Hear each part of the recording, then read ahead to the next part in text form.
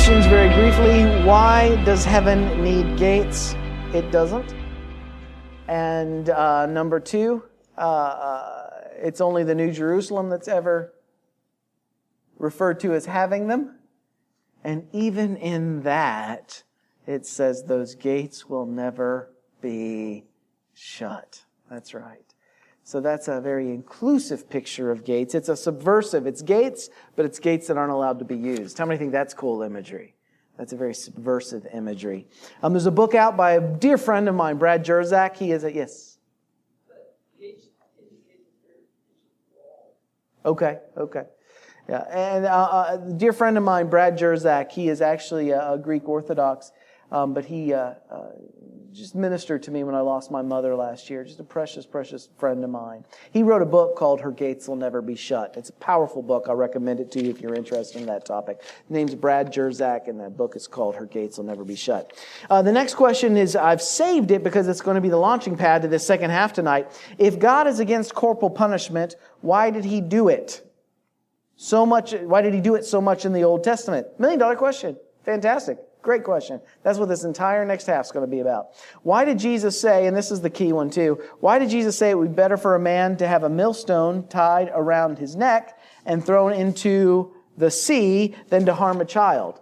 That's misquoting Jesus, actually. What Jesus said was, for someone who does harm one of these little ones. And I want to encourage you to actually go back, Matthew 18, 2 through 9. He says, we must become like little children.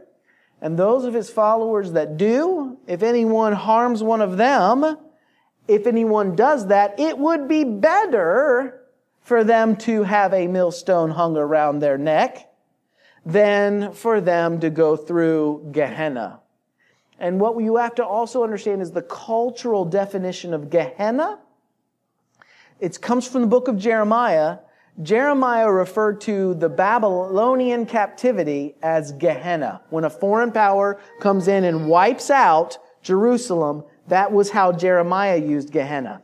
Was something like that looming on the horizon for Jerusalem? AD 70, when a foreign power, this time would be Rome, would come through and level Jerusalem. Jesus is saying, those of you, virtually, those of you who don't heed what I'm teaching, that's what you're on a collision course with.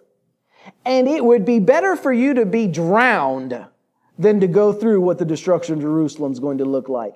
It is an abuse to the teachings of Jesus to lift from that we should go around, therefore, and drown people for abusing children. That's not what He's saying. In other words, let me use this illustration. It would be better for you to be drowned. No, it would be better for you to be thrown off a building than to create a world that looks like the world that we're headed towards right now if greed is not checked. How many would agree with that?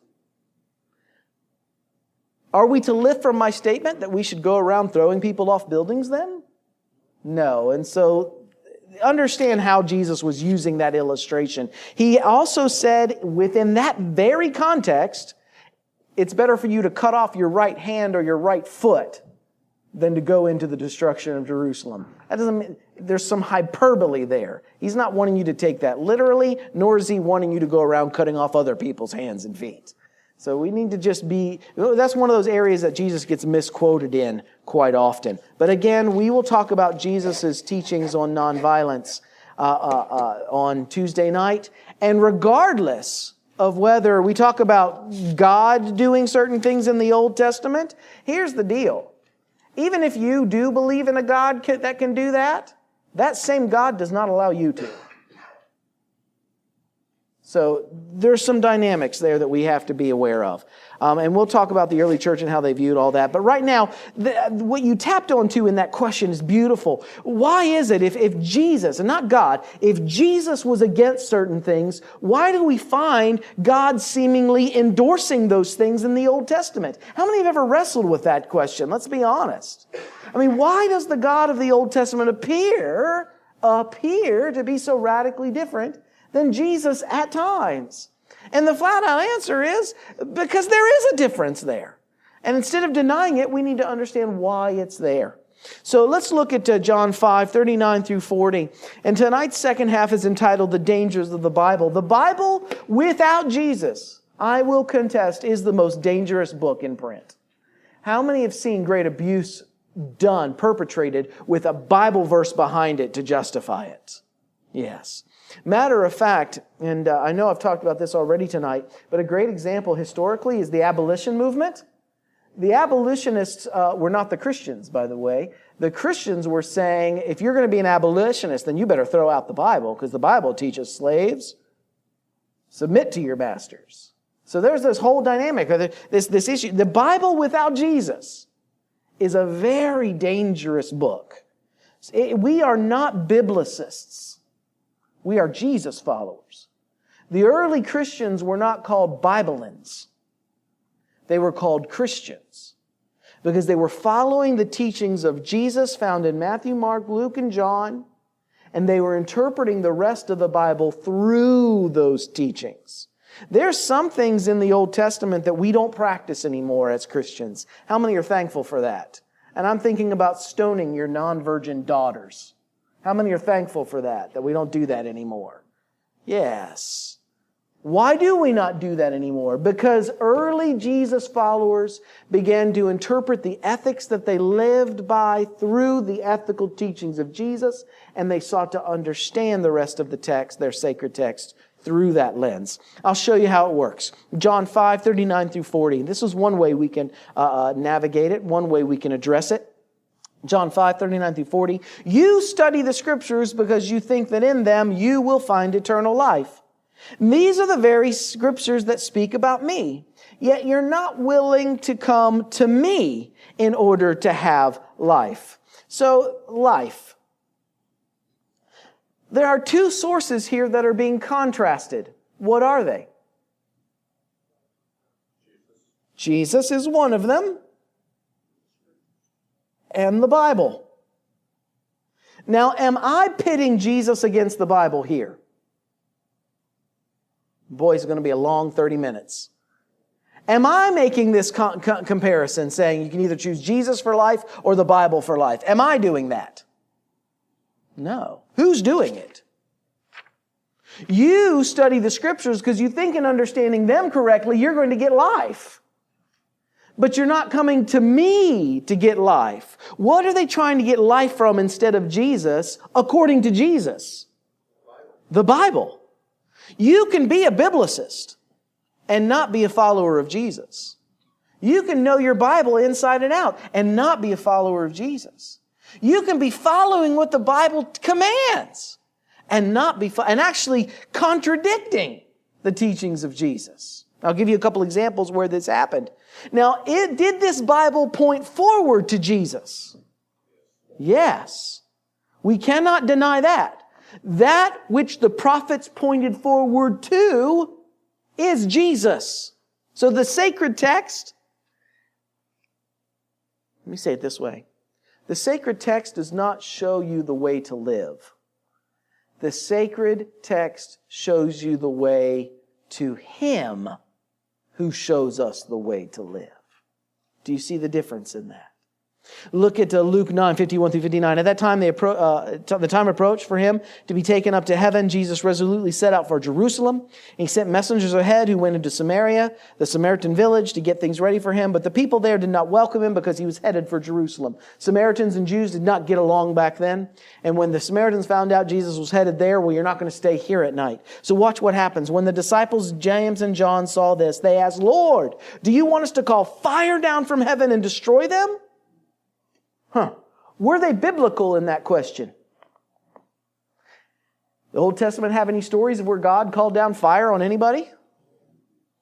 How about the example of even Elijah, a prophet, calling down fire himself on Samaritans? I mean, this isn't some peripheral story. This is the same group of people had Elijah done. So were they biblical in their request? But were they like Jesus? Jesus turns to them and rebukes them. And some versions say, he says, you know not what manner of spirit you are of. Now, 2 Timothy 3:16 says that all Scripture is what? Let me give you an example. Was John inspired by God? John the Baptist, was he inspired by God? Was Jesus inspired by God? Yes, both of them were inspired. Are you with me? But notice what Jesus says. I have a testimony that is what? Talk to me. We're in John 5:36. I have a testimony that is, talk to me, weightier than that of John's. For the work that the Father has given me to finish, the very works that I am doing, testify that the Father has sent me. Look up at Matthew 23:23. Woe to you, scribes, Pharisees, hypocrites, for you tithe mint, dill, cumin, and have neglected the, what's the word there? Weightier matters of the law. Now, was everything in the law inspired by God? Talk to me. Yes. All Scripture is inspired. But are there some that are weightier than others? Are there some we are to give greater weight to than others? Jesus teaches us what areas to give greater weight to and what areas to give less weight to. In other words, if you're a theist, specifically in shaping your picture of God, what are you to give the greatest weight to? Who are you to give the greatest weight to in shaping your picture of God? Jesus. Other things are not to be given the same weight, even if they're biblical, as Jesus. Jesus was what makes a person an early first century Christian. They were following the Christ in the way that they lived, in what they believed, and how they envisioned God. Did that create problems for them textually at time with the Scriptures?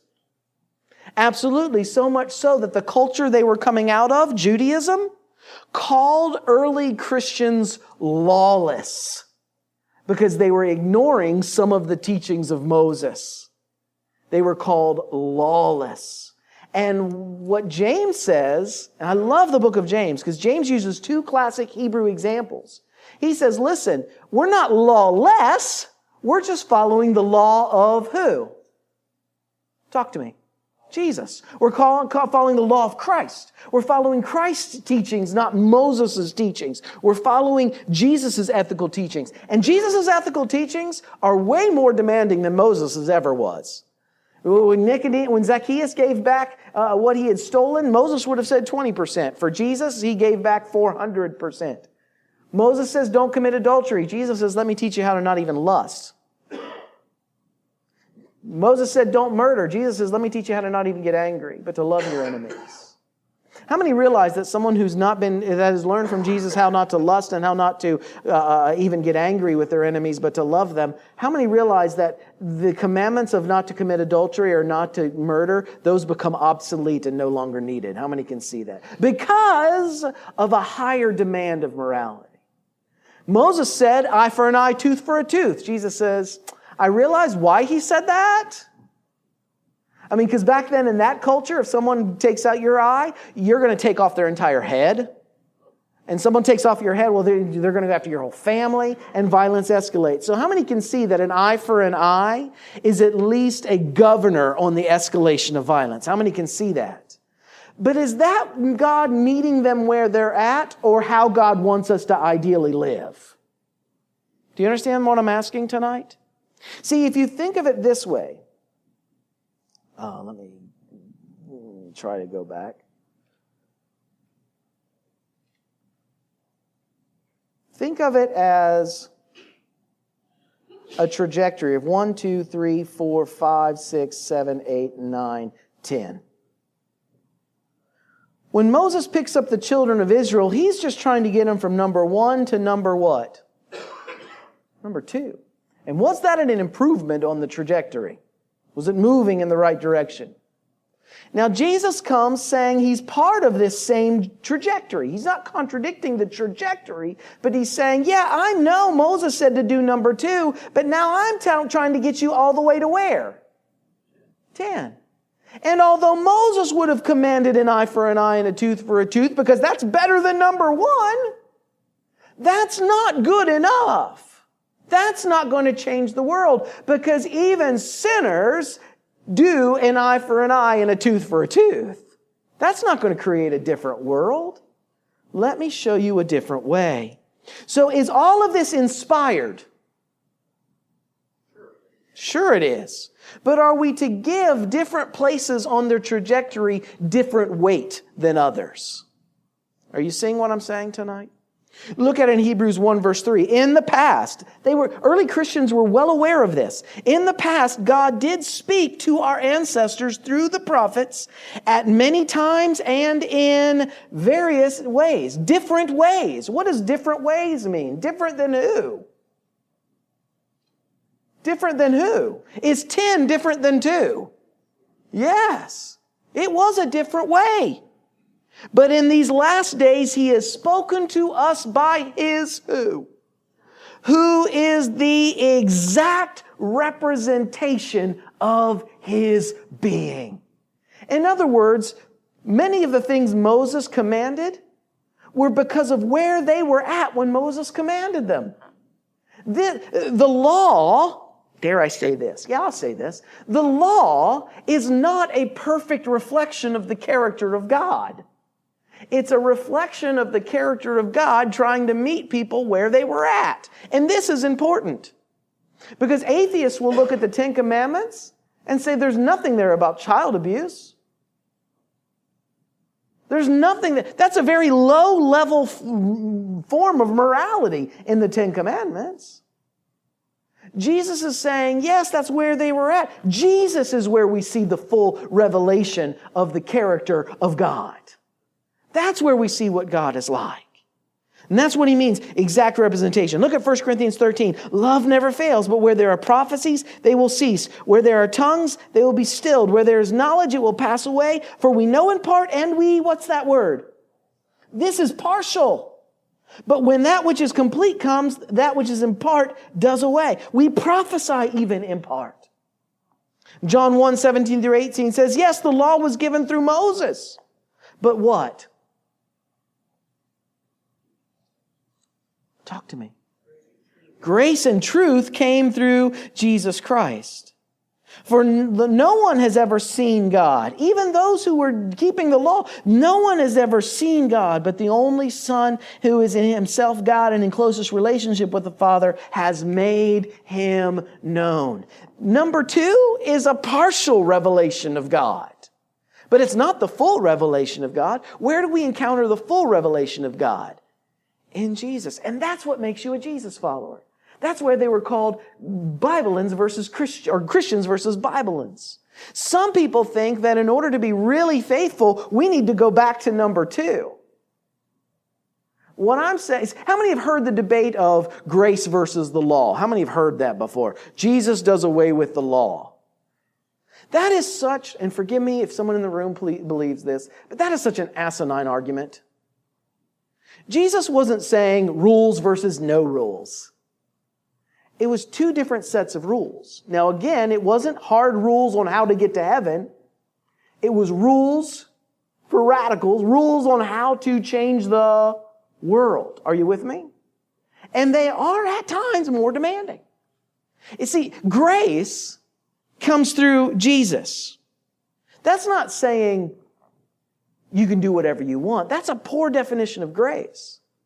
Jesus teaches us how not to only be the recipients of grace, but how to be the conduits of grace too. And it's grace that's going to change the world. It's mercy that's going to change the world. It's restorative justice that's going to change the world, not retributive justice. The world's already got retribution. What the world needs is grace. And Jesus came to show us the way of grace. Look at Matthew 5:17. Do not think that I've come to abolish the law or the prophets. I've not come to abolish, but to, what's the word? Fulfill. The word fulfill there does not mean do that which was predicted beforehand.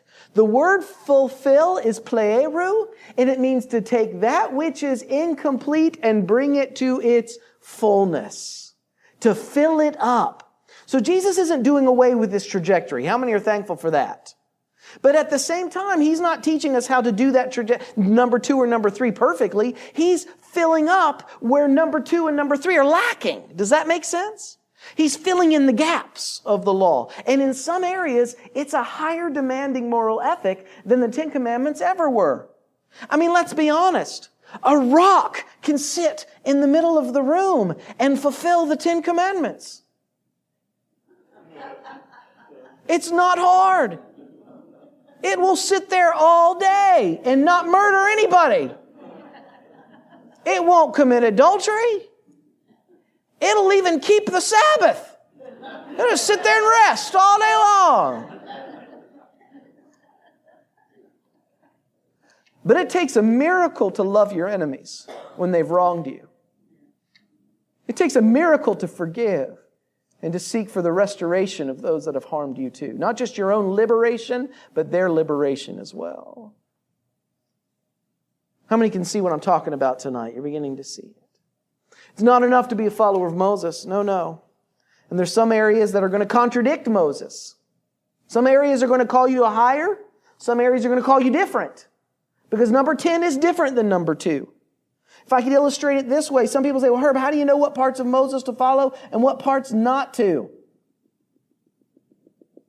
I'll give you a real easy way to do it. Man, this app has got to be improved. There's got to be a better way to do that. Steve Jobs died too soon. Here's Moses. Here's Jesus. Are there some areas that overlap?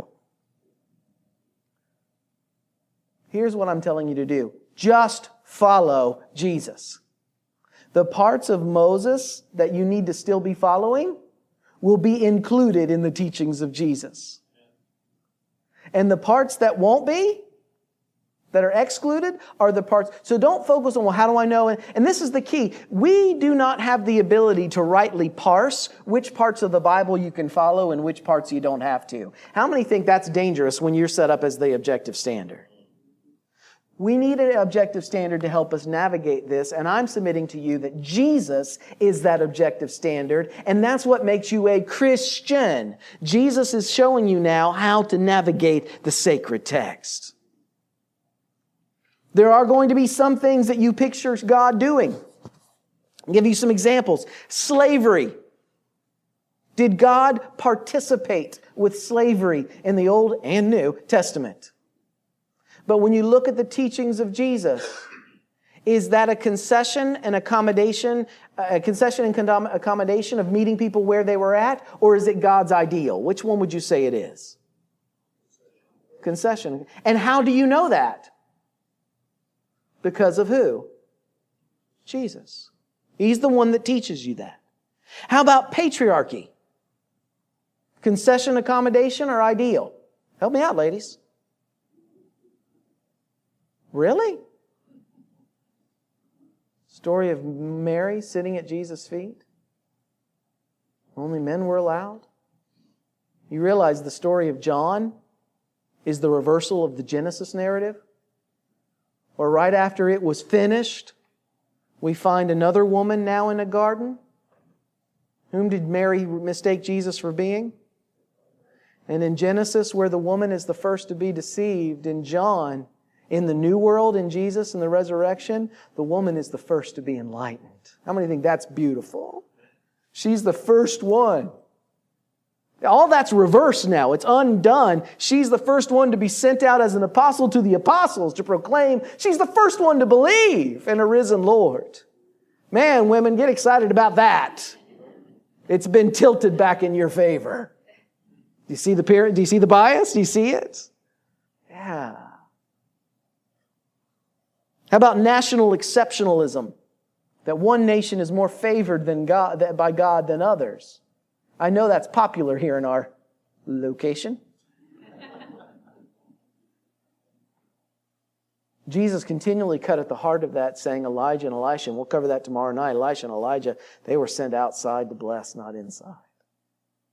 And I know that makes people that believe in national exceptionalism and all that stuff, makes them angry. It made them so angry at Jesus that day, they wanted to throw him off a cliff.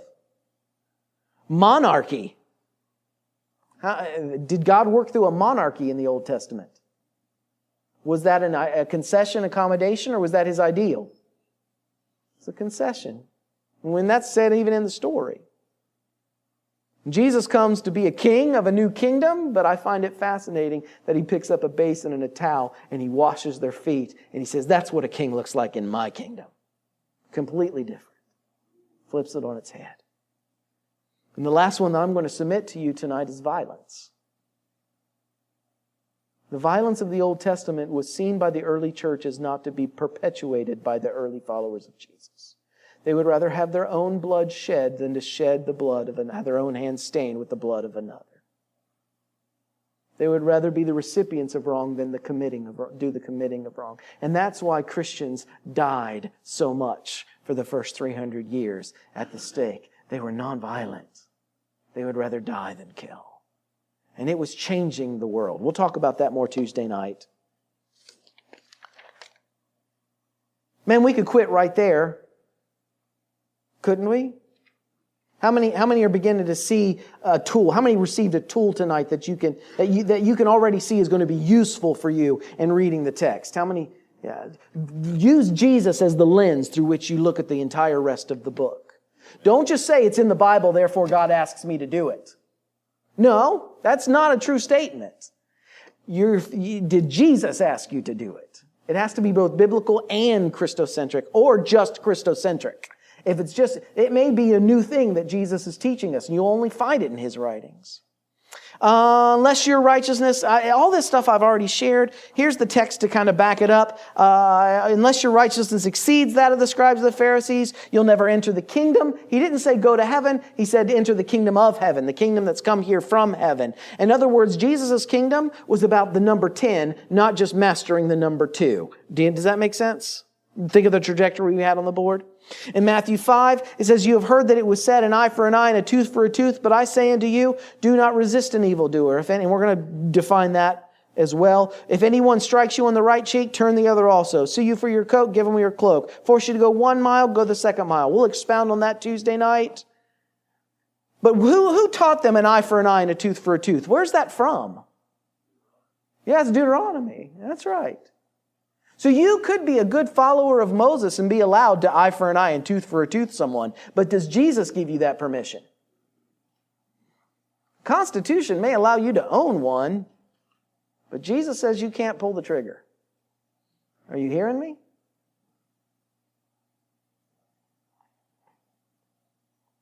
Another one, it says, you shall love your neighbor and hate. I know you've heard it said, you shall love your neighbor and hate your enemy. Where did they hear that from? Love your neighbor, hate your enemy. Love your neighbor, by the way, isn't good enough. Love your neighbor means, in the original context of Leviticus, your fellow Jew. He says, I know you've been told, love your neighbor, hate your enemy, the Gentiles. Where did they learn that from, hatred of enemy? I'll read it for you. It's in Psalms 31, verse 6. I hate those who regard vain idols, but I trust in the Lord. Psalms 119, 113. I hate those who are double-minded, but I love your law. You can love the law and hate those who... You do the math. Do I not hate those who hate you, O Lord? Do I not loathe those who rise up against... See, God, I hate those who hate you. See how I'm so good? Do you catch the flavor? Now, I hate them with the utmost hatred. They've become my enemies. These were not just the Psalms. These were the songs that they sang on the Sabbath. Do you catch that? These were the words to their hymns. And Jesus is saying, I know you've heard love your neighbor, but hate your enemy. Do you see the context in which he's saying this? But I'm telling you now, I'm going to teach you how to not just love God and not just love your neighbor. I'm going one step further. I'm going to teach you how to love now even your enemies. I know you can hang number 2, the law, on love God and love your neighbor. I'm adding one more. I'm saying, let me teach you how to love your enemy too. How many would love for this week, if you accomplish nothing else, how many of you would love to have Jesus teach you a better way to love your enemy? How many would love to accomplish that? If we accomplish nothing else, that could change the world right there this week. Right here in these 4 walls. You've heard that it was said, love your neighbor, hate your enemies, love your enemies. That's the way of grace. Yes, the law came through Moses, but Jesus came and taught us about grace. Do you see it? Yes, the recipients of grace. If you're a theist, from that theos. But it's more than just being the recipient. Just being the recipient of God's grace won't change the world. How many can see that? You have to be a conduit and allow that grace to flow through you to others. Do you know the story of the man who was forgiven but refused to forgive? Do you know that story in Jesus? Jesus didn't come to give you the good news that you've been forgiven. He came to show you how that forgiveness can awaken forgiveness in you for others too. That's what we're in the greatest need of. I know plenty of Christians that have been born again in a profoundly unattractive manner. That won't do it. We've got to become radically different, and Jesus shows us how. Law versus truth. We're out of time, but I'll illustrate it this way. You've got the text there. You can look at them later. Truth. Where do you get the truest picture of God? From the Ten Commandments or from Jesus? Now, can you get a true picture of God from the Ten Commandments? Yes. But where do you get the fullest revelation of what God is? In Jesus. So that's why he said, yes, the law came through Moses, but grace and truth came through who? Through Jesus. Is that putting down the law? No. The law was the best God could do for the... How many are thankful that God meets you where you're at today? But how many of you following God today or believing in God or however worshiping God, however you want to phrase that, it means something radically different for you today than it meant for you 20 years ago? How many realize that? Well, take that and expound it. This is not individual, but for a community God's doing that with. So now they meet Jesus and God's taking them further up and further in. And this is what it means to really grasp. I'm going to give you a test. I know this is the only test I'll give you. I used to be a school teacher before I was doing this, so this will be the only test I give you this entire time. Two texts. I'm going to ask you whether it's concession or ideal. 1 Timothy 2, verse 12. I don't know what happened there. 1 Timothy 2, verse 12. I do not permit a woman to teach or assume authority over a man. She must be quiet. That is my favorite text in the entire New Testament.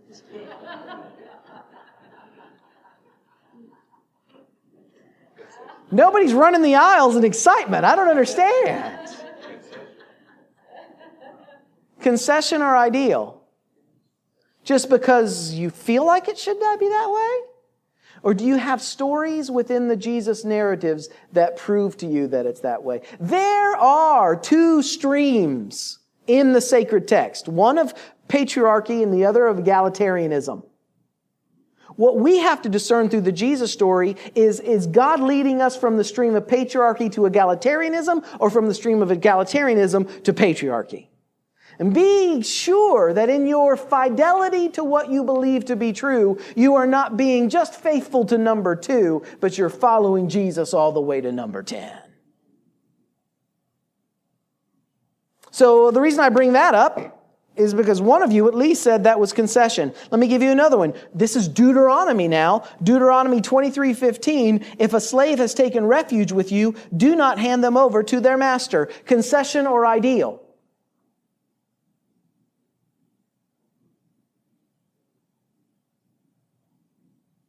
Ideal. This is subversive to slavery, is it not? Harriet Tubman would have loved this verse. Am I right? The reason I bring up these two verses is because some people think the objective standard is where a passage is located in the text. Like Old Testament versus New Testament. Everything in the Old Testament was concession. Everything in the New Testament is ideal. How many realize it's not that cut and dry? It's not that simple. What I just gave you was a concession in the New Testament and an ideal in the Old. How do you know the difference then?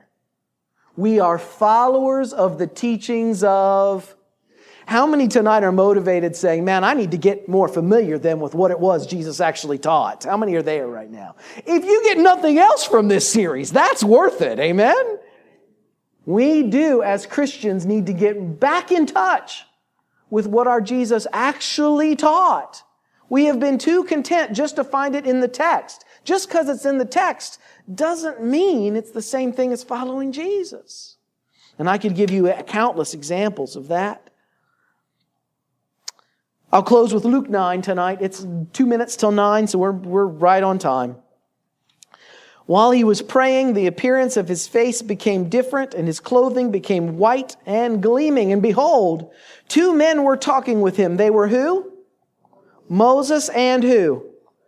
Now, who was this for Peter, James, and John who were with him? Not who is it today. Who was it to Peter, James, and John? Who were Moses and Elijah?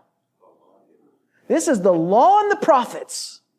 This is everything their picture of God has been shaped by. This is everything their ethics has been shaped by. It's everything they believe their doctrines have been shaped by. This is Moses and Elijah showing up to Jesus. And I find it fascinating that in the ellipses, Peter, you can go back and read it, Peter actually says, let me build a temple for all 3, as if you can have all 3. And Luke says that's because he didn't understand what he was talking about. And then what the story says is a cloud formed and began to overshadow them, and they were afraid. They entered. Then a voice came out of the cloud. Now, how many do you have there? A voice came out of the cloud and said, "These are my boys, follow them." Is that what it said? This is my son. Follow him. Do you see what's implied here? Thank you for following these 2. The job of these 2 was to get you to this one. Now that this one has come, it's time to follow him. And when they looked up, the other 2 had disappeared. And all that was standing there was who? It's time to follow Jesus. My daughter went on a trip at a young age, a plane by herself. She was a minor and she left Charlotte, North Carolina to travel to see her grandmother in Denver, Colorado. We walked her to the plane. We put her on that plane in the custody of a flight attendant. That flight attendant's job was to get my child safely to her grandmother. What would have happened if during the flight my child would have fallen in love so deeply with that flight attendant that once she got to her grandmother, she didn't want to go with her grandmother. She just wanted to stay with her flight attendant. With the flight attendant. On the surface, that would look like she's being faithful to the flight attendant, wouldn't it? But in reality, is she being faithful to the purpose for which she was put in connection with that flight attendant? No, for her to be faithful to the purpose of the flight attendant, she has to now go further, leave the flight attendant, and now go with her grandmother. Are you hearing me tonight? Jesus is the mansion. Some Christians have been too content to live in the trailer park. And I know that's a capitalist illustration, and I'm sorry.